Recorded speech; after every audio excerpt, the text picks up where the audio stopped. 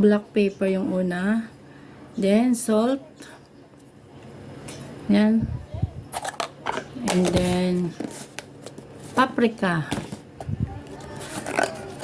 Ito guys, paprika. Pakasarap na ng lasa ng ganyan-ganyan lang yan. And then, halo-haloin na natin para mag-incorporate yung mga ingredients niya. Pampalasa. Mga herbs.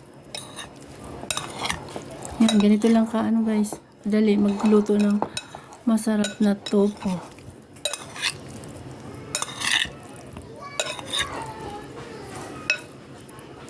Ayan. Okay. Ayan. Okay na yan. Yan. Dagdagan pa natin ng black pepper. Yan. Para ma-absorb niya mas ang lasa. Kulang pa yung ano yan, asin. Dagdagan pa natin ng asin. Kasi yun din pampasarap eh. Marami kasi. Yan na, topo. Kailangan dagdag. Yan. Tapos, pwede na ito iprito sa may mantika. Tapos yun. Sarap daw sabi ng kapatid ko. Yan. Ilalagay na po natin dito. Lagyan na natin. Ito na may mag-ano na tayo ng mantika dito. Saksak natin. Lagyan natin ng ano. Tapos sindihan na natin.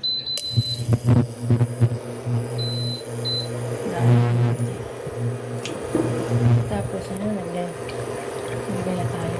Lagyan natin ng mantika.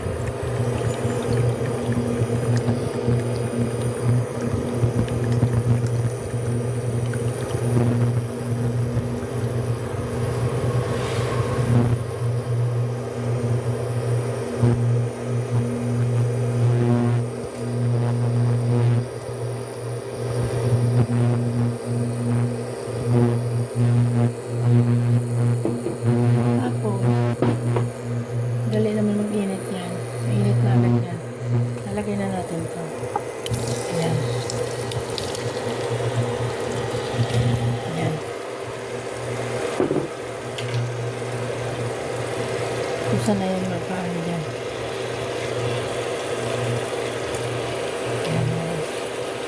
Parang na siyang katumbas ng carne.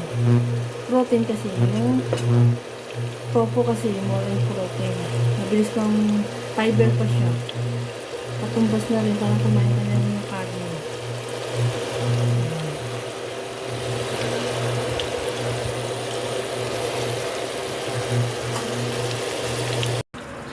Yan guys, ito na siya.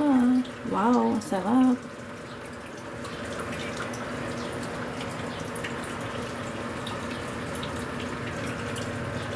So yummy.